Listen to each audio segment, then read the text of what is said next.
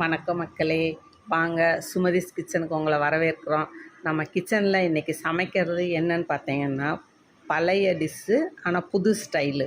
அது மாதிரி நம்ம வீட்டில் டெய்லியும் செய்கிற வெண்பொங்கல் தான் அடிக்கடி பண்ணுவோம். அது எப்படின்னு பார்க்கலாம். இது கொஞ்சம் வேறு மாதிரி இருக்கும். அது எப்படின்னு பார்க்கலாம். அதுக்கு பார்த்தீங்கன்னா ஃபஸ்ட்டு பாசிப்பருப்பும் பச்சரிசியும் எடுத்துருக்கோம். ரெண்டும் ஒரே அளவு. இது பாசிப்பருப்பும் பச்சரிசியும் ஒவ்வொரு கப்பு ஒரே அளவு எடுத்துக்கணும். அதுக்கு அடுத்த இன்க்ரீடியன்ட்ஸ் பார்த்திங்கனாக்கும் நெய், மிளகு, கருவேப்பிலை, இஞ்சி, சீரகம், முந்திரி பருப்பு, ரீஃபண்ட் ஆயிலு, வெள்ளை ரவை. இதுதான். இதை வச்சு இப்போ நாம் வெண்பொங்கல் செய்ய போகிறோம். அது எப்படின்னு பார்க்கலாம் வாங்க. இதுதான் மொத்த ஐட்டம் தேவையானது.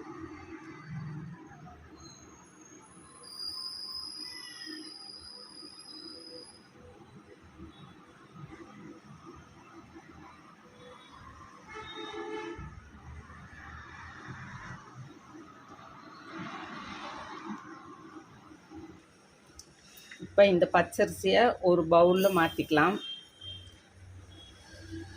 நல்லா தண்ணி விட்டு நல்லா கழுவிக்கலாம். கழுவிட்டு இதை ஒரு 1/2 hour ஊற வச்சுக்கலாம்.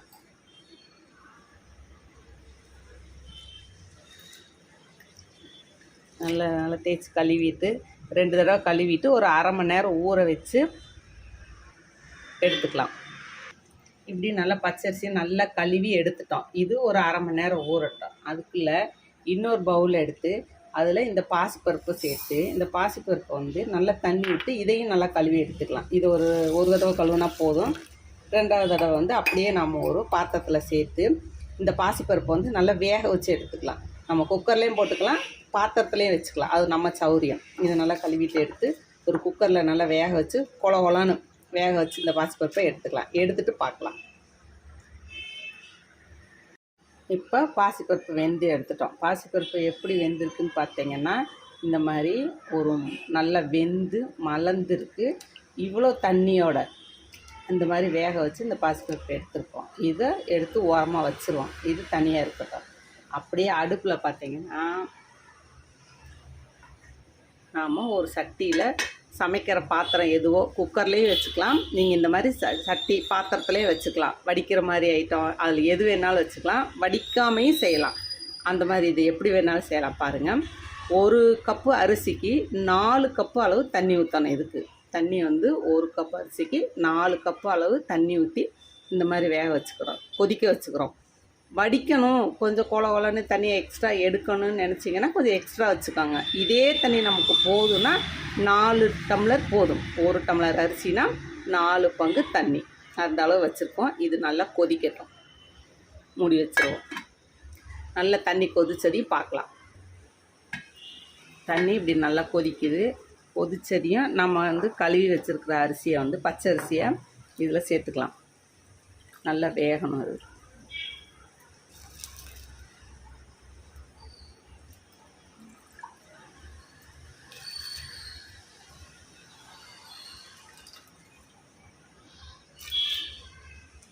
இந்த மாதிரி போட்டு மூடி போட்டு வச்சிடலாம்.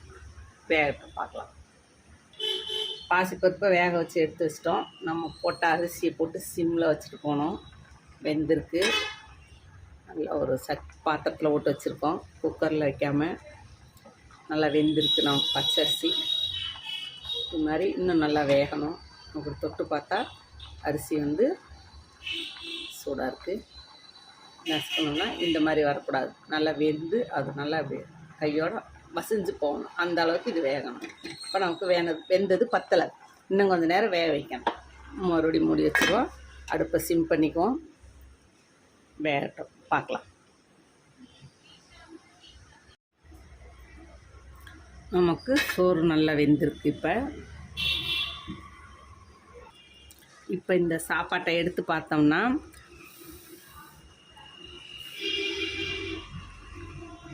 இந்த மாதிரி நல்லா நசுங்கி இருக்கணும். இப்படி இருந்தால் தான் சாப்பாடு வெந்திருக்கு அப்படின்னு அர்த்தம். இந்த பதத்துக்கு வேகணும். இப்போ சாப்பாடு வெந்துருச்சு. நம்ம வேக வச்சு எடுத்து வச்சுருக்க பாசிப்பருப்பை இது கூட சேர்த்துக்கலாம்.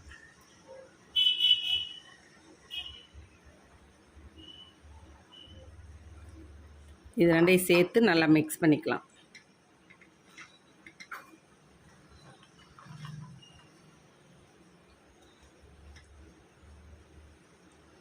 மிக்ஸ் பண்ணிவிட்டு பார்க்கலாம். இதில் ஒரு பிஞ்ச் அளவு மஞ்சத்தூள். இது மஞ்சத்தூள் வந்து ஆப்ஷன் தான், நீங்கள் வேணா போட்டுக்கலாம், வேணாட்டி விட்டுறலாம். இந்த லைட்டாக கோல்டன் கலர் வரும், அதுக்கு தான் அந்த மஞ்சத்தூள், இல்லாட்டி தேவையில்லை. இந்த மாதிரி கலர் லைட்டாக வரும். இப்போ இந்த சாப்பாட்டுக்கு தேவையான உப்பு போட்டுக்கலாம்.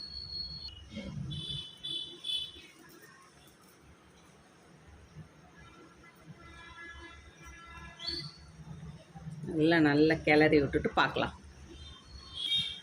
இப்போ இது நமக்கு இந்த கொழப்பு பதத்தில் கிடச்சிருக்கு. இப்போ இதில் வந்து ரவையை போட்டு கிண்டணும்.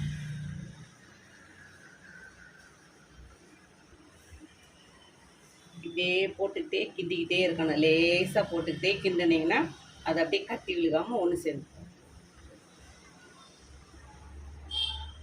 அப்படியே போட்டுக்கிட்டே கிண்டணும்.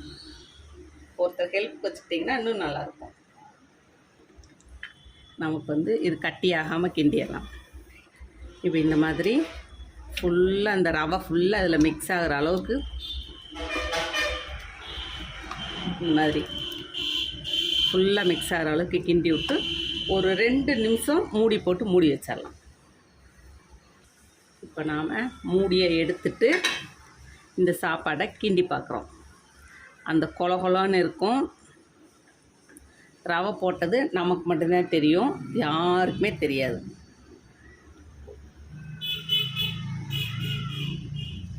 ரவை போட்டதே தெரியாது. அந்த அளவுக்கு இது வெந்துடும். நல்லா இருக்கு பாருங்க. இந்த மாதிரி கொலன்னு விழுகிற அளவுக்கு கிண்டிடணும். இப்போ பொங்கல் நமக்கு வெந்து தயாராகிடுச்சு. சரிங்களா? இப்படி ரெடி ஆயிடுச்சு. கும்பகோணம் ரவா மிளகு பொங்கல், இது கும்பகோணம் ஸ்டைலு. இப்போ இதை தாளிச்சிடலாம். அது எப்படின்னு பார்க்கலாம். இப்போ அடுப்பில் ஒரு கடாயை வச்சுருக்கோம், அது காஞ்சிருச்சு. அதில் நம்ம ஆயில் விட்டுக்கலாம். நம்ம வச்சுருந்த ஆயிலை ஃபுல்லாக அதில் விட்டுக்கலாம். இப்போ எண்ணெய் காஞ்சிருச்சு. நம்ம அதில் வந்து நம்ம வச்சுருக்க மிளகை சேர்த்துக்கலாம். இந்த மிளகு நல்லா வெடிக்கட்டும்.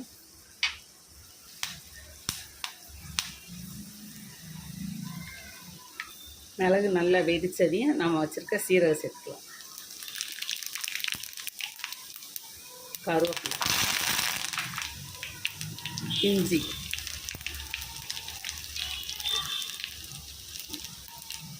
இப்போ இதெல்லாம் நல்லா பொரிஞ்சிருச்சு. இப்போ நம்ம முந்திரி பருப்பு சேர்த்துக்கலாம்.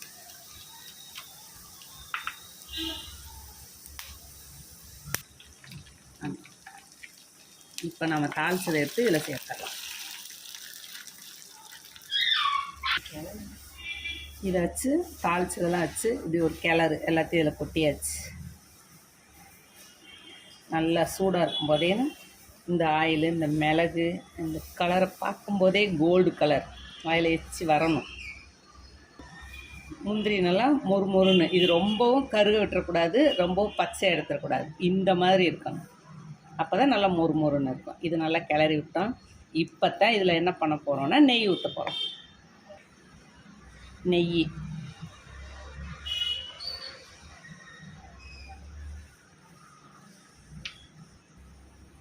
இந்த நெய்யையும் ஊற்றி இந்த மாதிரி கிளறி எடுத்திங்கன்னா உங்களுக்கு கும்பகோணம் மிளகு பொங்கல், மிளகு நெய் பொங்கல் அப்படி கூட சொல்லலாம். அப்படியே தயாராகிடுச்சு. இது நல்லா ஆற வரைக்கும் பார்த்தீங்கன்னா இந்த மாதிரி இதே பதத்தில் இப்படியே இருக்கும். நல்லா ஆறுனா தான் உங்களுக்கு லைட்டாக கெட்டியாகும். இது இப்படியே இருக்கும். இது மாதிரி ஒரு தடவை சமைங்க, சாப்பிடுங்க. ஜாலியாக சமைங்க, சந்தோஷமாக சாப்பிடுங்க. மறுபடியும் இன்னொரு வீடியோவில் சந்திப்போம்.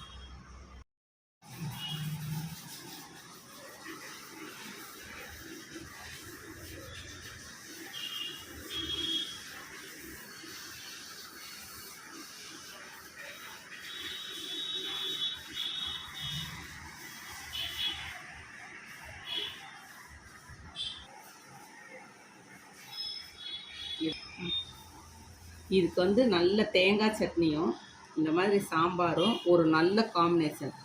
முருங்கைக்காய் சாம்பார்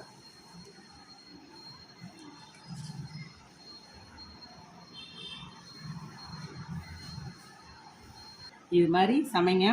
வாசமே வந்து சாப்பிடணும் போல் இருக்குது. அதனால் இப்போ நம்ம சாப்பிட்ருவோம்.